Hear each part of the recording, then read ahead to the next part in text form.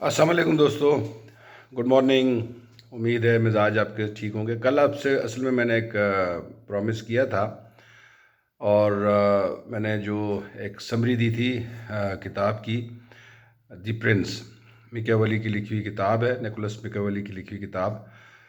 तो उस पे जो मैंने उसके चंद एक चीदे चीदे पॉइंट्स आपके साथ शेयर किए थे, तो आज मैंने उस पर तबसरा करना है उस बुक पर कि उस किताब में कौन सी आज के दौर में क्यों जो उस के मशवरों पर अमल दरामद करते हैं जो हुक्मरान, जो ख़ास तौर पे दुनिया में बहुत सारे जो डिक्टेटर हैं, वो तो ख़ास तौर पे मैकियावेली को बहुत पसंद करते हैं, और कुछ जमहूरियत पसंद लोग भी हैं, वो भी जमहूरियत पसंद तो उनको नहीं कह सकते, बज़ाहिर वो जमहूरी हुक्मरान हैं, लेकिन वो भी दी प्रिंस को पढ़ते हैं और वो भी उसके जो नुस्खे हैं, जो टोटके हैं आप कह लें मिकेवेली के, वो इस्तेमाल करते हैं। अब उसमें मैंने आपसे जो अर्ज़ की थी, मिसाल के तौर पे उसने जो एक बात की हुई है कि अवाम को आपने कैसे डील करना है। तो उसमें एक एलिमेंट है खौफ का, और दूसरा उसने कहा मोहब्बत, कि मोहब्बत से रूल करें या खौफ से रूल करें अवाम पे। तो उसने कहा कि दोनों को इस्तेमाल करना ज़रा मुश्किल होता है, तो आपने करना क्या है कि it is better to be feared then to be loved. तो better to be feared then to be loved. तो आपका जो खौफ है वो कहता है कि ये अच्छा टूल है, इसको आप इस्तेमाल करें। तो आज के दौर में आप देख लें, ये 15वीं सदी की बात है, 16वीं की सदी की बात है, और कुछ लोग आप उनको कह दें कि बोने डिक्टेटर या मस्खरे उनको कह दें, जो प्रिंस नहीं है, जिनके पास प्रिंस वाली पावर नहीं है, वो भी जब इस किस्म की अटैम्प्ट करते हैं तो वो मजाक बन जाते हैं, उल्टा रद्द अमल बड़ा शदीद आता है। उस ज़माने में आप खौफ को इस्तेमाल कर सकते थे। आज के दौर में अगर आपने 4 या 5 साल के बाद आपने इलेक्शन में जाना है, तो खौफ जो है वो इस्तेमाल नहीं हो सकता। दूसरी बात ये कि थिन लाइन किसी को नहीं पता है। थिन लाइन उसने साथ ये भी कहा था कि खौफ अवाम का नफ़रत में ना बदल जाए। अगर खौफ नफ़रत में बदल गया तो फिर आपके लिए प्रॉब्लम होगी। अब बात यह है कि हमारे यहाँ जो एक्शन लिए जाते हैं कि जी खौफ फैलाने के लिए मार दो, उठा लो, जो भी आप कर लो, खौफ दिलाने के लिए बड़े सख्त किस्म के एक्शन, उनका रद्द अमल होता है, और रद्द अमल बड़ा शदीद होता है, जो उस ज़माने में शायद मुमकिन नहीं था। उस ज़माने में तो पता भी नहीं चलता था। अब है भाई, मीडिया का दौर है, अब अपोजिशन है, अब बोलने वाले लोग हैं, इंटरनेशनल कम्युनिटी है, दुनिया जो है ग्लोबल विलेज बन चुकी है। अब वो जो खौफ वाला एलिमेंट है वो नहीं चलता। अब सोशल डेमोक्रेसी में तो ख़ास तौर पर जो लोग, वो चीज़ें ख़त्म हो गई हैं। अब ये हो नहीं सकता, मुमकिन नहीं है। आपने एक ही जो है ना इस्तेमाल करना है, जो उसको टूल कह लें जो भी, कि अगर आपको आवाम पसंद करती है तो आप दोबारा हुक्मरान बन सकते हैं, वरना आप भी गए, आपकी पार्टी भी गई। एक तो ये है।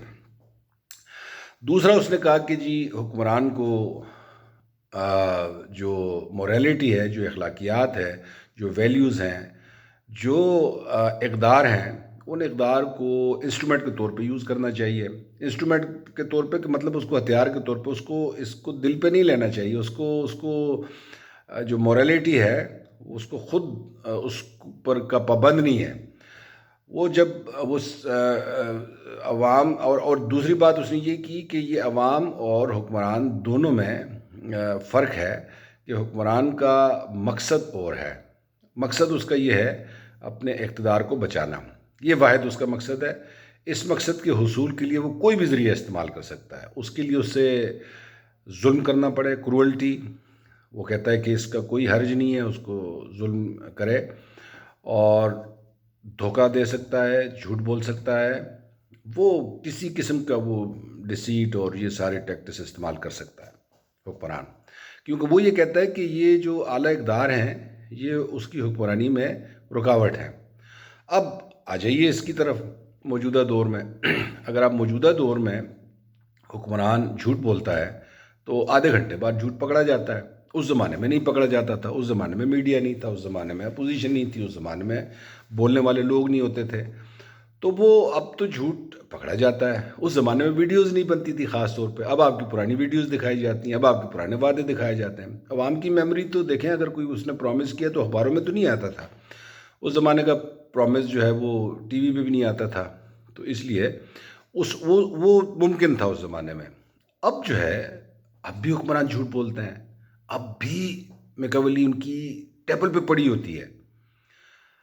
یہ جو ہے ایوب خان صاحب کے متعلق بتایا جاتا ہے کہ ان کی میز پر پڑی ہوتی تھی یہ کتاب ہر وقت، اور ضیاء الحق صاحب اس کو پڑھتے تھے. اور آج کے حکمران بھی جو ہے پاکستانی بھی، اور یہی نہیں بلکہ ویسٹرن کنٹریز میں امریکن ڈیموکریسی جیسے جو ممالک ہیں، ان میں بھی کچھ حکمران جو ہیں اس کو پڑھتے ہیں اور کوشش کرتے ہیں اس پر عمل درآمد کرنے کے لیے. اور ویسٹرن ڈیموکریسیز میں ڈکٹیٹر تو استعمال کرتے ہیں. ہٹلر، میسولینی تو اوپنلی اس کا نام لیتا تھا اور اپنا اس کو پیر اور گرو مانتا تھا. اب جو ہے نا دھوکہ، اب دھوکہ آپ نہیں کر سکتے. آپ دھوکہ کرتے ہیں تو آپ کی بڑی بیشنگ ہوتی ہے، آپ کی عوام میں پاپولیرٹی کم ہوتی ہے، کیونکہ اب سوشل میڈیا بھی ہے، میڈیا الیکٹرانک میڈیا بھی ہے، پرنٹ میڈیا بھی ہے. اب آپ کے بہت سارے ذرائع ہیں، عوام پر خبر بڑی تیزی سے پہنچ جاتی ہے.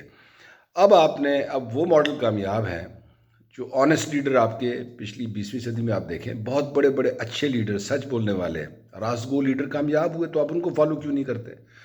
کننگنس ناکام ہو چکی ہے، دھوکہ بازی ناکام ہو چکی ہے، جھوٹ ناکام ہو چکا ہے، فراڈ ناکام ہو چکا ہے، کرولٹی ناکام ہو چکی ہے.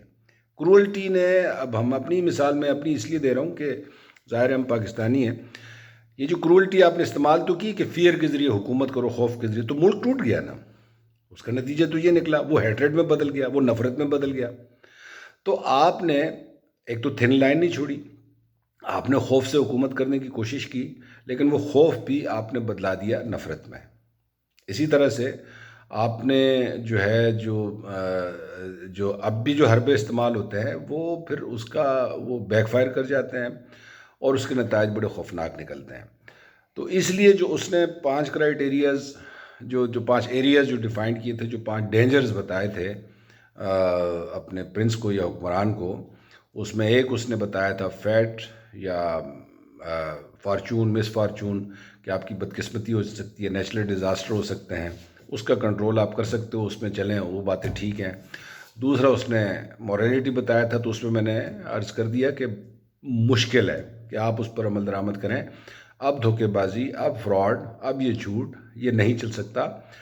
اور اسی طرح سے تیسری جو چیز اس نے کہی تھی کہ آپ کو عوام سے، رعایا سے اپنی خطرہ ہوتا ہے، اس کو کیسے مینیج کریں. اس نے کہا خوف سے مینیج کریں. یہ میں نے آپ سے عرض کر دیا کہ خوف سے مینیج اب نہیں ہو سکتا. اب کرولٹی بھی نہیں چلتی اور اب جھوٹ بھی نہیں چلتا.